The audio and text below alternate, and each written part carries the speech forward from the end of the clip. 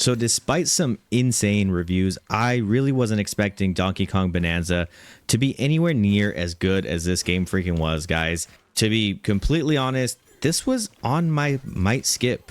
But thanks to not really having anything new to play on the Switch, I was just thinking, might as well buy it and see what it's about. There were some amazing reviews that came out with places that were calling it a potential game of the year, which is insane, by the way, when it comes to an already stacked year with Kingdom Come Deliverance 2 and games like Clair Obscur Expedition 33. This review honestly took me a bit because, one, I have been just obsessively enjoying smashing things in this game, and two, life was just freaking lifing, man. So I've got a lot to say about this one because at one point, I do agree with the critics, but in some points, I don't. It's not fully Game of the Year material for me, but it's surprisingly fun and an addictive hit of a game that the Switch 2 really just desperately needed, in my opinion. Donkey Kong Bonanza's story is not only simple, but surprisingly pretty good by the end, with a twist that I'd rather not spoil for you guys. It's a simple game that really just revolves around mining and finding bananas. DK finds Pauline, who wants to go home, when DK just simply wants more bananas. There's a group of these villain void monkeys who have been stealing bananas and making their way to the core. You and Pauline go deeper into the earth, finding bananas and helping the NPC rock dudes that are in each area. The story's real simple, but the journey is where the game really excels, guys, so let's just jump right into the meat and potatoes of this game, and that's smashing. Smashing is the name of the game here, and considering that these are the devs from the Mario Odyssey game, holy shit, guys, do they master something that's just so freaking simple, and they make it such a core, fun part of the game that really does not get old. DK's insanely powerful, and he's able to smash through basically everything on the map with ease, punching patches into dirt, rocks, snow, anything, guys. The entire game is just a sandbox for you to find bananas and complete the main mission. There's over 700 bananas to find, by the way. I mean, they're practically all over the map, and they involve some creativity to get to.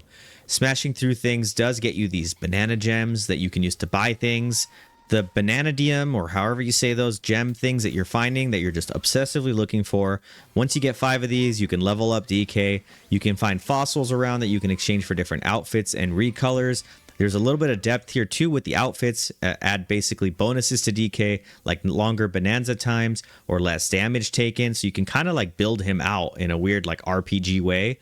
You can also customize Pauline too, which gives her sets of bonuses that she adds to DK. You're going to find certain material from Voidco that you can't smash through, guys, and the only way to fix it is to use her voice to sing and break the seal.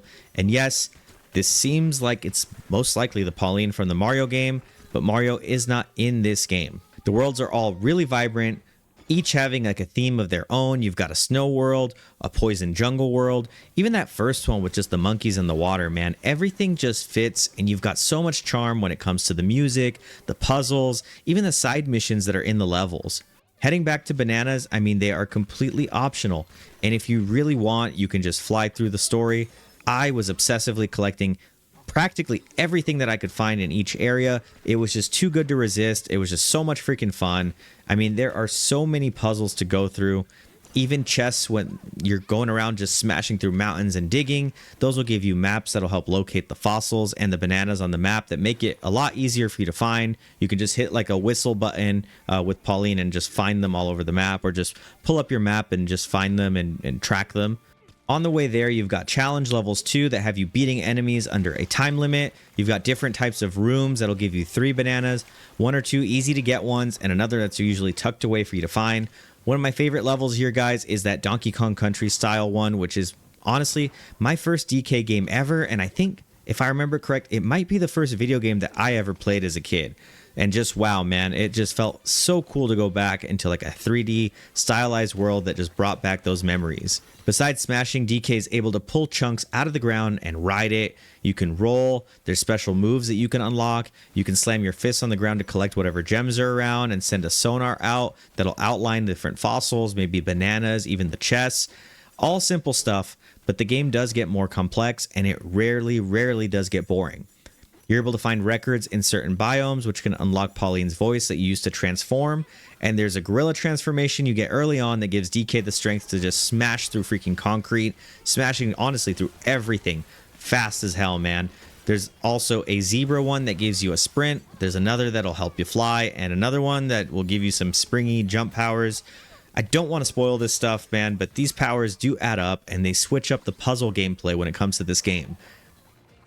You got different puzzle rooms that are going to be focusing on these powers, bananas that are hidden that you need to basically creatively use it to find your way and just get there and be able to get the banana.